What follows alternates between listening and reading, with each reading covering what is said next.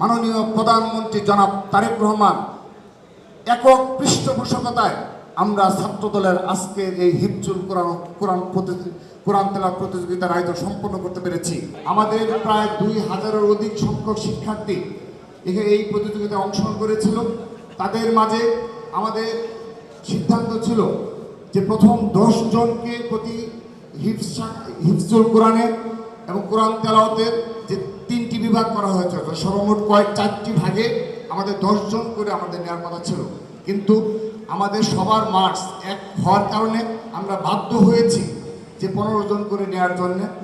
এবং আমরা প্রথম পর্ব শেষে আমাদের সিদ্ধান্ত ছিল যে আমরা চূড়ান্ত পর্বে আসব, কিন্তু তারপর আবারও যাচাই বাছাই করতে হয়েছে, কারণ আমাদের বিপুল সংখ্যক শিক্ষার্থী এবার আমাদের এই প্রতিযোগিতায় অংশগ্রহণ করেছে।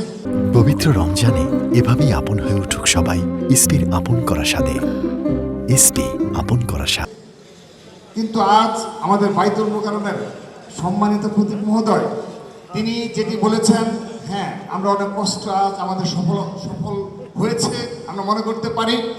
তিনি বলেছেন যে শুদ্ধ কোরআন শেখার জন্য যে হিফজ শাখা আমরা করেছি, এই হিফজুল কোরআন তেলাওয়াতের যে আয়োজন করেছি, তিনি খুশি হয়েছেন। হ্যাঁ, আমরা কোরআন হাফেজদের জন্য 30 পারা যারা কমপ্লিট করতে পেরেছে তাদের জন্য আমরা এই আয়োজন করেছি, এবং এই শাখায় আমাদের অনেক সময় দিতে হয়েছে।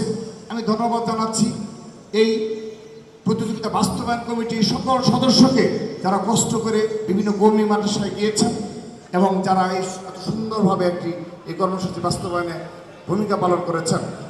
প্রিয় উপস্থিতি, বিগত 15.5 বছর আমরা পারিনি, আমরা ক্যাম্পাস থেকে বিতাড়িত ছিলাম।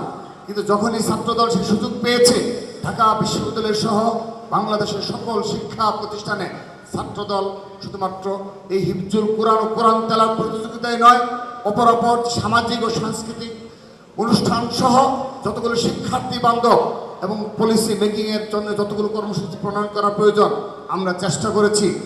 আমরা কথা দিচ্ছি, ছাত্র সমাজকে কথা দিচ্ছি, সাধারণ শিক্ষার্থীদের জন্য আমরা এভাবেই আগামীতে আরও বেশি যুগোপযোগী অনেক কর্মসূচি চালু করবে ইনশাআল্লাহ। এবং আমরা প্রত্যাশা করছি আমাদের এই যে আয়োজন বিগত সময়ে শুরু হয়েছে এর ধারাবাহিকতা থাকবে। আপনারা নিশ্চয়ই অবগত রয়েছেন, জানেন সবাই, শহীদ রাষ্ট্রপতি জিয়াউর রহমান আমলে এই প্রতিযোগিতা শুরু হয়েছিল। দেশনেত্রী বেগম খালেদা জিয়ার আমলে এটি ধারাবাহিকতা ছিল, এবং সর্বশেষ তাদের সুযোগ্য উত্তরসূরি মাননীয় প্রধানমন্ত্রী জনাব তারেক রহমান একক পৃষ্ঠপোষকতায় আমরা ছাত্রদলের আজকের এই হিফজুল কোরআন তেলাওয়াত প্রতিযোগিতার আয়োজন সম্পন্ন করতে পেরেছি। আমি আবারও বলছি, এখানে আমাদের যত পুরস্কারের যে অর্থ লেগেছে এবং সামান্য কিছু অর্থ লেগেছে, এই সবটুকু অর্থ মাননীয় প্রধানমন্ত্রী ছাত্রদলের সাংগঠনিক অভিভাবক হিসাবে আমাদেরকে দিয়েছেন। ঢাকা বিশ্ববিদ্যালয়, রাজশাহী বিশ্ববিদ্যালয়, চট্টগ্রাম বিশ্ববিদ্যালয় সহ সকল বিশ্ববিদ্যালয়ের শিক্ষার্থী এবং বিভিন্ন কলেজ স্কুলের শিক্ষার্থী যারা স্বতঃস্ফূর্তভাবে আমাদের এই প্রতিযোগিতায় অংশগ্রহণ করেছে। এবং সবচেয়ে বেশি ধন্যবাদ জানাচ্ছি বাংলাদেশের প্রখ্যাত সকল কর্মী মাদ্রাসার শিক্ষকদের, যারা স্বতঃস্ফূর্তভাবে তাদের শিক্ষার্থীদের আমাদের এখানে অংশগ্রহণ করার সুযোগ দান করেছেন। আমি একটা কথা বলে আমার বক্তব্য শেষ করছি।